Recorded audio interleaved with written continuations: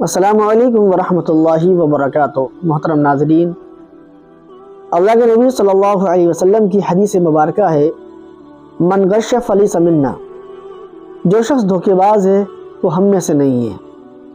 आप सोच रहे होंगे ये मैंने हदीस आपको क्यों सुनाई है। इसके पीछे एक बहुत बड़ा रीज़न है, वह इंशाअल्लाह आपको आगे चल के मालूम चल जाएगा। आज की वीडियो में मैं आपको एक ऐसी खातून के बारे में बताने जा रहा हूँ कि जिसकी कहानी सुनकर आपकी आंखों में हो सकता है कि आंसू आ जाएं। ये एक सच्ची कहानी है, रियल कहानी है। एक खातून का मेरे पास फ़ोन आता है, मुझसे पूछती है कि आप मुफ्ती साहब बोल रहे हैं? मैं जी मुफ्ती साहब बोल रहा हूँ मैं। तो मैं समझा कि किसी मसले के तहत फ़ोन आया हुआ। तो मैंने जब उसने मुझे अपनी कहानी बताई, अपनी ज़िंदगी के बारे में बताया, तो मेरी आंखों में आंसू जारी हो गए। आज तक मुझे किसी की बात सुन के आंखों में आंसू नहीं आए, लेकिन उस बहन की बातों को सुनकर मेरा दिल तड़प उठा और मैं दुआएं करता रहा कि अल्लाह रब्बुल आलमीन इसके साथ बेहतर मामले फरमाए। बात क्या हुई कि उस खातून का फ़ोन आया, वो कहती है कि अगर शोहर गुस्से में तलाक दे तो तलाक हो जाती है। मैंने क्या हो जाती है? तलाक तो हो जाएगी, चाहे गुस्से में दो चाहे प्यार में दो। फिर उसने अपनी पूरी बात बताई कि मैं छोटी थी, 8 साल की उम्र में मेरे वालिदैन का इंतकाल हो गया, मैं अनाथ हो गई। मेरे घर वालों में कोई ऐसा नहीं था जो मेरी परवरिश कर सके। मेरे ख़ानदान वालों ने मुझे डांस बार में भेज दिया। उनके पास इतना नहीं था कि मुझे पाल सके, मुझे डांस बार में वो लोग बेच के आ गए। वहाँ पली बढ़ी, 8 साल तक वहाँ पर मैंने डांस किया और उसी माहौल, इस गंदे माहौल में रही।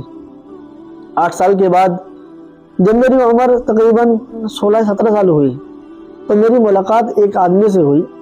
तो उसने मुझसे मोहब्बत का इजहार किया और मुझसे कहा मैं तुमसे निकाह करना चाहता हूँ, तुमसे शादी करना चाहता हूँ। तो मैं उसकी बातों में फ़ौरन आ गई और उसके बाद मैं सोचने लगी अब मैं इस दलदल से निकल कर मुझे एक अच्छी ज़िंदगी मिल जाएगी, मुझे एक शोहर मिल जाएगा, मुझे ज़िंदगी जीने का एक तरीक़ा, एक रास्ता मिल गया। लिहाजा वो खुशी खुशी उसके साथ वहाँ से इंडिया के अंदर आ गई और यहाँ पर उसने उससे शादी कर ली। निकाह करने के बाद मालूम चला कि उसकी पहले से एक बीवी मौजूद थी, उसके बच्चे भी मौजूद थे, लेकिन उसने उनको बर्दाश्त किया कि चलो कोई बात नहीं, कम से कम डांस बार की ज़िंदगी से ये ज़िंदगी तो बेहतर है। लिहाजा वक्त गुजरते गया 5 साल ऐसी हो गए। उस खातून ने मुझसे कहा कि मेरा एक बेटा भी है। फिर ऐसे ही वक्त गुजरते गया, 8 साल हो गए। 8 साल के बाद फिर जो उसने अपनी परेशानी जाहिर की मुझसे, वो वाकई में सुनने के लायक थी। अल्लाहुम्मा खैर, कैसे कैसे लोग दुनिया में रहते हैं। वो कहती है कि मेरे शोहर 5 साल तक तो बड़े खुश रहे, मुझसे अच्छी तरह बोलते थे और मुझसे अच्छी तरह बातें करते थे, सारे काम अच्छे थे। मुझे उनकी न बीवी बच्चों से परेशानी थी, वो अलग घर में रहते थे, मैं अलग घर में रहती थी, मेरी हर चीज़ का ख्याल रखते थे। लेकिन मैंने यूट्यूब के ज़रिए से उलमा का बयान सुन के मैंने दीन सीखना शुरू किया, मैंने नमाज़ पढ़ना शुरू की, मैंने कुरान की तिलावत शुरू की और मैंने अपनी ज़िंदगी में दीन लाना शुरू कर दिया। फिर मुझे मालूम चला कि सूद खाना हराम है, सूद में कारोबार करना हराम है, जायज़ नहीं है। जब मैंने अपने शोहर की कमाई को देखा तो उनके कारोबार में सूद मौजूद था, तो मैंने उनसे मना करना चाहा, तो हम दोनों में आपस में दूरियां बनने लगी।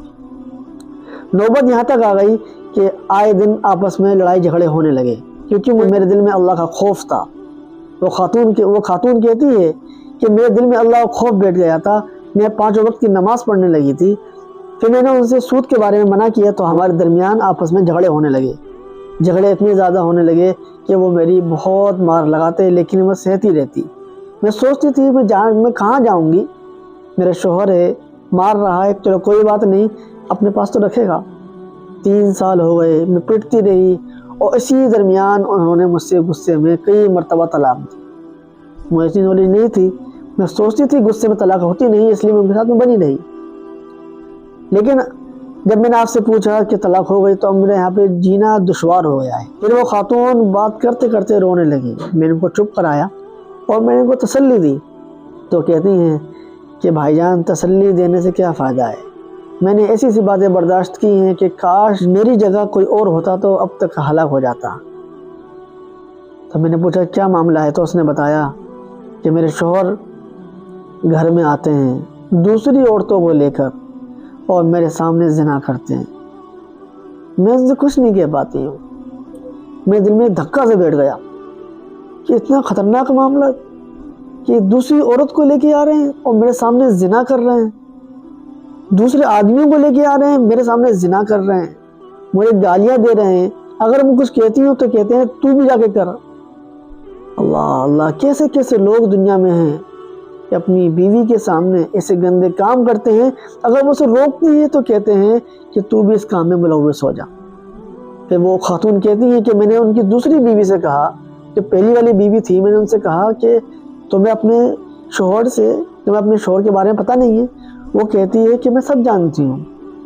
یہاں پہ سب ایسا ہی ہوتا ہے، وہ سود کھاتے ہیں، حرام کام کرتے ہیں، میرے سامنے زنا کر رہے ہیں اور مجھے ہاتھ بھی لگاتے ہیں، اگر میں روکتی ہوں تو مجھے مارتے ہیں، اور بار بار میں طلاق دے چکے ہیں۔